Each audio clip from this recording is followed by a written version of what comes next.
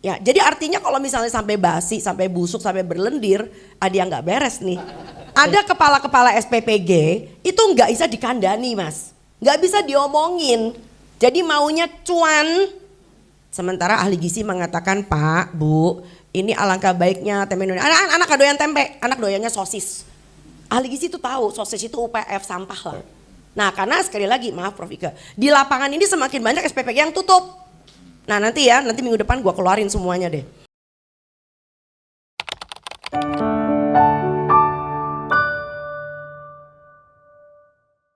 Hari ini saya sampai pada level tidak mengkritisi menu. Udah nggak sampai situ, udah lewat. Yang saya kritisi justru sekarang dari hulunya. Hulunya adalah bicara tentang makanan bergizi. Kalau kita bicara tentang makan bergizi, maka kalian harus ngerti konsepnya. Nah, mari kita ngomong dulu tentang menu-menu B3.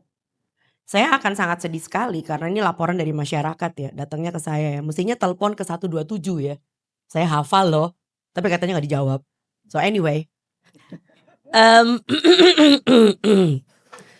saya ingin mengkritisi satu hal bahwa Indonesia sudah punya yang namanya panduan pemberian makan bayi dan anak. Tadi kalau Prof Ike mengatakan kita sudah bekerja sama dengan puskesmas, alhamdulillah puji syukur. De facto pihak puskesmas itu mengeluhkan justru. Karena apa? Karena yang dibagi di dalam MBG ini justru nabrak. Nabrak dengan apa yang sudah selama ini kita ocehin di masyarakat. Contoh, menyusui sampai usia, oh pintar kalian, 2 tahun atau lebih. Nah gimana kalau seandainya di dalam MBG dibagikan SGM Explore 1 plus. Gini. Buat yang pakai SGM 1 plus sejak anaknya memang pakai susu SGM sejak anaknya lahir, that's fine. Mereka akan mengatakan alhamdulillah kami mendapat supply. Tapi Anda bisa kebayang nggak bagi ibu-ibu yang sebetulnya masih menyusui anaknya dan anaknya masih punya hak untuk ASI, tapi karena ya tahu kan kita punya literasi kan gimana gitu ya kan. Aduh, anak saya kayaknya ASI saya udah berkurang, ASI saya jelek. And then dia berubah ke SGM 1 Explore Plus itu. Yang mana itu tidak memperbaiki gizi anaknya.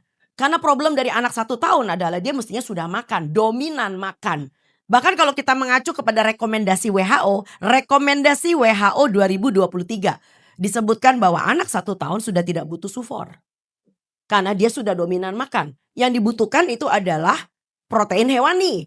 Dan kalau di negara barat karena tidak intoleran laktosa, maka silahkan saja pakai susu. Any kind of milk, just plain milk. Susu tawar, kita ngomongnya gitu. Ya yang tersedia di pasaran. Gak usah pakai merek juga gitu loh ya. Nah, yang menjadi problem adalah karena SPPG ini membagi-bagi punten ya Mbak, bukan Mbak loh. Nanti gue pulang marahin gue takut, sumpah gue takut. Jadi yang saya takutkan adalah justru karena ada beberapa SPPG dan banyak banget dideketin oleh, Anda tahu ya SPPG diam-diam dideketin ya. Dideketin nggak ngaku? Dideketin sama industri. Sama kayak dokter itu nyamuk-nyamuknya banyak banget dengan detailer. Ya, jadi kalau praktek dokter kan detailernya ada pabrik obat inu dan sebagainya. SPPG dideketin tuh sama industri makanan. Dari Yakult, SGM, sebut aja. Sari Gandum, Malkis, Rasa Abon, terusin. Klevo. Gila gua hafal, sumpah. Biskuit. Ada macannya. So anyway, tentu SPPG ingin mencari cuan. Kalau misalkan dia melihat bahwa ini adalah bagian dari menu keringan yang dia bisa pakai, kenapa dia nggak ngambil? Nah, itu sebabnya kenapa teman-teman kita TPG tenaga pelaksana gizi di puskesmas itu udah ngurut-ngurut dada sampai dadanya rata. Karena mereka mengatakan bahwa banyak sekali akhirnya ibu-ibu ini beralih ke susu-susu dan produk-produk ultra proses. Dan bagi ibu-ibu yang otaknya udah bagus banget nih, yang katanya follower garis kelasnya dokter Tan, padahal nggak juga sih. Itu mengatakan bahwa dok, saya seumur hidup saya nggak pernah ngasih makan anak saya model begini. Tinggi gula, ada rasa-rasa, susunya juga cuman 30% gitu loh ya. Supaya nggak intoleran laktosa, susunya 30% aja. Ya anyway, saya tuh nggak pernah ngasih anak saya kayak gini. Tapi karena teman-temannya pada makan, pada minum, anak saya jadi ngikut, jadi kintir gitu loh ya. Nih saya harus berbuat apa? Gitu loh. Jadi Untan, saya hargai banget ada Prof. Ike di sini. Prof. Ike tadi mengatakan bahwa udah nggak bener tuh, nggak boleh itu yang namanya SPPG membagi sufor. Nggak ada SPPG membagi UPF-UPF. Tapi de facto Mas, Masya Allah, itu yang terjadi di lapangan. Dan sampai hari ini Anda bisa lihat di saya punya story dan itu adalah laporan fakta. Saya nggak bisa mengatakan bahwa mereka tuh ngadi-ngadi, ibu-ibu kita ngadi-ngadi, nggak sampai segitunya kali. Dapat satu renceng energen, gitu ya, dapat satu renceng apa itu namanya, aduh itu kasihan banget kalau menurut saya sendiri. Sekali lagi saya sampai pada suatu, titik di mana kita benahi lagi konsepnya boleh nggak? Karena konsepnya itu adalah tentang memberi makan bergizi gratis. Bergizi itu konsep bagi kita semua tuh apa? Ya, sebab kalau cuman Anda mengatakan bergizi tapi Anda cuman baca komposisinya dari, makanan-makanan yang dikemas itu, ya ketoknya bergizi. Tapi bergizi itu kan nggak cuman sekedar ada vitamin A, ada vitamin B, ada zinc-nya. Ya, kita tahu yang disebut konsep makanan sehat dan bergizi adalah makanan utuh. Ya, saya cuma pengen nanya bahwa kalau maaf tadi ada follower saya di sini, tiba-tiba dia nongol bagi saya otak-otak Mas, Masya Allah. Bayangin kalau otak-otak yang beliau bikin, yang dari pagi bisa bertahan sampai nanti malam, apa salahnya SPPG di Palembang bikin otak-otak? Apa salahnya SPPG di Ciamis bikin lepet kacang merah? Apa salahnya SPPG di Wonosobo bikin mentol? Masa kita kalah sama emak-emak kue subuh yang kalau kita Ramadan tuh ada kue subuh ya. Mereka kalau di Pasar Senen itu jualan dari jam 3 pagi dan itu bertahan loh insya Allah sampai buka puasa. Ya, jadi artinya kalau misalnya sampai basi, sampai busuk, sampai berlendir, ada yang nggak beres nih dengan SLHS-nya, gitu loh. Itu aja barangkali, ini baru poin nomor 1 Mas. Tapi saya kasih kamu kesempatan. Silakan. Dokter Tan, ini juga saya menarik ya karena tadi menyangkut produk pangan kita ya. Jadi ini yang banyak ditemukan juga, salah satu temuannya teman-teman di lapangan adalah terjadi penyeragaman pangan. Exactly. Ya, So jadi itu berbeda banget dengan apa yang dikatakan oleh Prof. Ike. Ya itu. Jadi poinnya sekarang adalah di berbagai daerah di Indonesia kan sebenarnya punya pangan-pangan lokal kita yang banyak sekali. Oh, tentu. Tapi ini ternyata ketika program MBG masuk, ini temuannya nanti mungkin Prof. Ike juga bisa lihat. Konon ada temuan itu terjadi penyeragaman pangan prosesnya gitu ya. Jadi mungkin karena tidak mau ribet, makanya nanti kita tanya juga sama Justru Bu Dewi. ribet Mas, karena Justru dari ribet, Langsa, ya. dari Ya. Langsa sampai ke Sulawesi itu yang namanya Sama. burger, itu burger Ya, semua, burger spaghetti semua. Kok yo anak Timika makan spaghetti ku yo. Iya. Nah, satu itu yang penting, ini yang menjadi sekarang perdebatan di publik itu Dokter Tan adalah soal ahli gizi.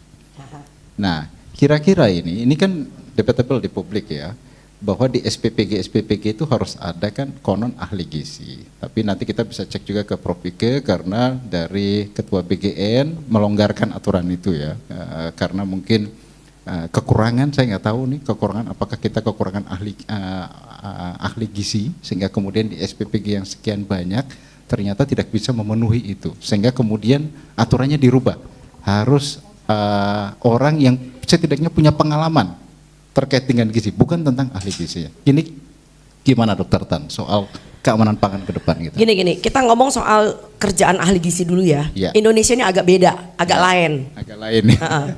Di luar negeri nggak ada yang namanya dokter spesialis gizi klinik tuh nggak ada. Cari deh, di Singapura aja nggak ada. Gitu loh ya. Jadi kita itu rancu ya, sebetulnya Indonesia tuh yang disebut dengan ahli gizi itu siapa sih sebetulnya ya? Ahli gizi secara akademik atau ahli gizi secara profesi? Ya itu pertanyaan bagus, karena yang sebetulnya mestinya bekerja di masyarakat itu adalah dan hands on dengan makanan, itu kalau nggak dietitian adalah nutrisionis. Sedangkan nutrisionis itu profesinya belum ada di Indonesia, baru mau dibikin. Jadi yang kita beredar di Indonesia sekarang ada yang namanya dietitian. Dietitian itu bisa berasal dari D3 dan D4 dari Poltekkes. Ya, S1 SGZ itu pun belum bisa disebut ahli gizi sebagai profesi kalau belum mengambil profesi. Sama kayak dokter tuh baru esket gitu ya, belum bergelar dokter. Nah pertanyaanku adalah demikian. Sebetulnya kan prodi-prodi gizi ini kan bukan cuman ada di Poltekkes gizi kan, tetapi juga ada di FKM, Fakultas Kesehatan Masyarakat, yang melahirkan gelarnya namanya SKM, bukan susu kental manis Mas, Sarjana Kesehatan Masyarakat, tetapi peminatan gizi. Nah pertanyaannya adalah kalau dia bergelar SKM dengan peminatan gizi, apakah dia bisa disebut sebagai ahli gizi? Nah ini, jadi di Indonesia tuh para ahli gizi yang betul-betul praktek kayak dietitian, nutritionist and whatever, itu mereka marah loh. Mereka mengatakan ini sebetulnya lahan kami. Karena mereka by practice mereka memang udah ahli di bidang itu. But anyway, mari kita kesampingkan. Yang kita menarik sekarang adalah perkataan bahwa kok sekarang SPPG itu diisi bukan ahli gizi, bukan bahkan in terms of kayak dari FKM dan sebagainya, tetapi justru dari sarjana farmasi, ada yang dari betul-betul yang wow gitu banget, yang beda banget gitu dari urusan gizi. Nah pertanyaanku cuma satu, sebetulnya bukan karena ahli gizi nggak ada kan? Barangkali ada. Nah cuman, punten ya Mbak, jangan marah ya Mbak, aduh gue takut banget sumpah. Ada kepala-kepala SPPG itu nggak bisa dikandani Mas, nggak bisa diomongin. Jadi maunya cuan, sementara ahli gizi mengatakan Pak, Bu, ini alangkah baiknya tempe Indonesia. Anak doyan tempe, anak doyannya sosis. Ahli gizi itu tahu sosis itu UPF sampah lah, ya. Kamu nggak bisa kasih sosis yang harga 10.000 kan, sosis doang nggak mungkin. Pasti kasih sosis yang 1000-an gitu loh kan ya, kan masal ya kan. So anyway, akhirnya ahli gizinya jadi kesal kan, dia stres kan. Akhirnya mengatakan udah deh gue mengundurkan diri daripada gue gila gitu kan ya. Nah yang kedua, ahli gizi juga, nah ini yang saya juga dengar dari lapangan. Ahli gizi adalah manusia yang mau mempunyai perbaikan profesi. Dia bertanya, apakah profesi saya akan mengalami eskalasi, akan mengalami suatu kenaikan jenjang profesi kalau saya bekerja di SPPG dibandingkan dengan saya bekerja di tempat-tempat lain misalnya. Ada nggak jaminan perbaikan nasib? Ya, jadi awalnya barangkali digaji 3,5 juta ya kan, tapi pertanyaannya are you sure? Nah karena sekali lagi maaf Prof Ika, di lapangan ini semakin banyak SPPG yang tutup. Nah nanti minggu depan gua keluarin semuanya deh. Jadi SPPG yang tutup ini udah mulai lapor nih ke saya nih, dok kami tutup karena dananya belum turun segala macam. Nah ini kan juga membuat para ahli gizi yang dietitian dan nutritionist itu jadi deg-degan kan. Lah kalau gua nggak digaji tiba-tiba cuman dapat di prank begitu aja kan, kumaha yang kayak wae nanti gimana gua jadinya kan. Nah jadi dengan kata lain bahwa sekali lagi mereka adalah orang-orang yang juga membutuhkan jaminan masa depan. Karena mereka menganggap ini profesi serius, bukan lucu-lucuan kayak gitu loh. Jadi jujur tidak benar kalau dikatakan ahli gizi kita itu kurang. Nggak benar sama sekali. Tiap tahun itu kita melahirkan sekitar 4.000-an ahli gizi, ya kan? Bahkan ada yang sudah mulai profesi, sudah segala macam. Tapi yang menjadi problem adalah ya itu tadi, ya SPPG-nya itu kepala-kepala SPPG-nya, bos-bos pemilik SPPG itu mempunyai jalur yang agak berbeda dengan rekomendasi dari profesional. Ya, seperti yang saya pernah jelaskan juga bahwa yang disebut dengan public choice. Jadi bagaimana publik itu bisa menentukan saya mau makan apa. Itu ada 5 unsur sebetulnya. Pertama adalah sumber daya alam. Indonesia nggak kurang apa. Jadi kita nggak bisa mempunyai choices kalau kita nggak punya sumber alam. Seperti kayak Afrika, lu mau makan apa? Tanah lu cuma gurun.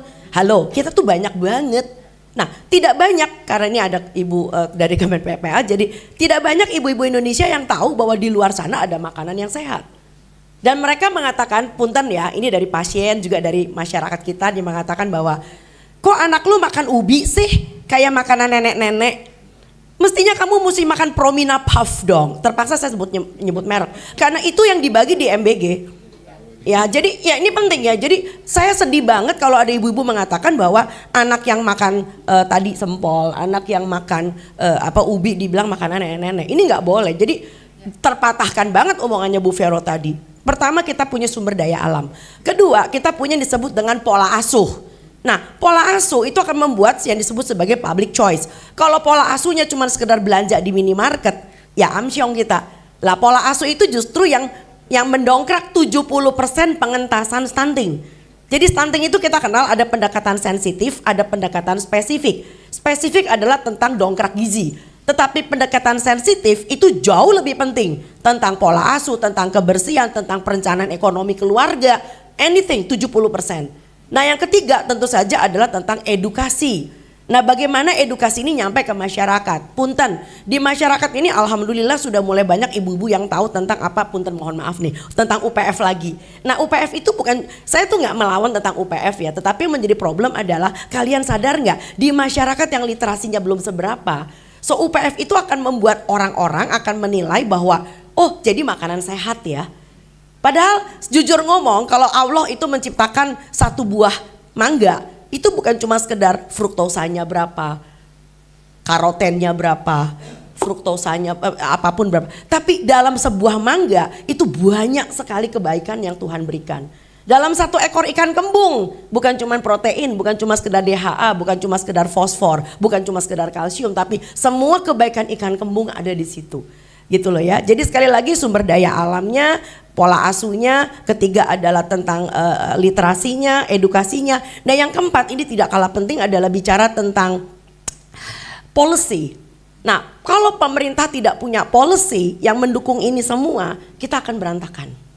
Gitu loh ya. So policy harus berpihak kepada masyarakat. Seperti mimpinya Ibu Vero, bagaimana bisa tercapai kalau anak dari kecil sudah dibiasakan makannya itu ya itu tadi tentang apa namanya UPF tadi. Bahkan sekarang berkembang di masyarakat ada dua kubu nih. Dua kubu ibu-ibu, ini sedih banget kalau MBG dijadikan kubu akhirnya. Ada ibu-ibu yang pro dengan si UPF, ada ibu-ibu yang mengatakan real food. Istilah saya sebenarnya nggak seneng pakai kata real food. Nah ibu-ibu yang real food itu tadi ibu yang lebih cenderung kepada bikin sempol, bikin otak-otak, bikin lepet. Lalu kemudian ibu yang UPF mengatakan emang kenapa sih anak lu kuno banget sih? Itu kan sedih banget. So bagaimana Indonesia bisa mempunyai visi ke depan tentang apa yang kita miliki. Dan yang terakhir adalah bicara tentang gastrokolonialisme. Ini masih melekat banget di tanah air kita. Seakan-akan kalau Anda minum susu, makan roti, itu kayaknya lebih escalated daripada Anda cuma sekedar makan papeda, pakai ikan kuah kuning. So itu yang harus kita upayakan. Punten, Indonesia tuh sudah punya banyak sekali penggerak-penggerak pangan lokal. Kalau ibu mau akan saya berikan channelnya semua itu. Dan bahkan ada seorang ibu sekolah, ibu guru di, kebayang nggak? Lani Jaya, itu adalah Papua Tengah yang gak ada apa-apanya. Itu dia berhasil membuat sekolah itu dengan makanan tiap hari. Jadi ada kayak bobor daun singkong, dia bisa, tapi dia ada selalu ada telur. Kadang-kadang pas lagi ada ayam dia berikan ayam. Tapi asal kalian tahu bahwa ini bukan cuma sekedar orang Indonesia itu mempunyai ranah-ranah yang berbeda, tetapi dengan cara etnik mereka juga berbeda. Kita tahu bahwa orang Papua itu mereka adalah foraging. Foraging itu adalah kebudayaan mereka yang kebiasaan tidak nandur, tidak nanem, tapi mereka ngambil dari alam. Dia nggak cultivate seperti orang Jawa. Jadi itu cara mereka untuk mendapatkan makan, mengolah makan itu tidak sama dengan orang Jawa. Jadi sekali lagi teman-teman, ini bukan suatu hal yang mudah karena kita tidak mau sampai akhirnya juga kenapa saya bela-belain ini. Karena saya nggak mau suatu hari ada orang asing di luar sana mengatakan look at Indonesian free school meal. It's full of like ultra processed food and they know exactly. So kenapa kita punya agak sedikit pandangan miring tentang produk ultra processed? Pertama karena masyarakat kita belum bisa memilih mana the better ultra processed food. Mereka menganggap kalau dikasih biskuit itu KP biskuit itu podo wae. Ya nggak bisa. Ada biskuit yang gulanya tinggi pakai choco chips dan sebagainya. Gulanya ada 4 macam. Tapi kalau Anda mengatakan tentang biskuit ya semua orang Indonesia mengatakan semua biskuit itu sama. Dan yang kedua, Anda jangan lupa, kalau Anda berhubungan dengan kelompok 3B, apalagi anak-anak balita, kita sedang membina yang disebut dengan preferensi dan referensi.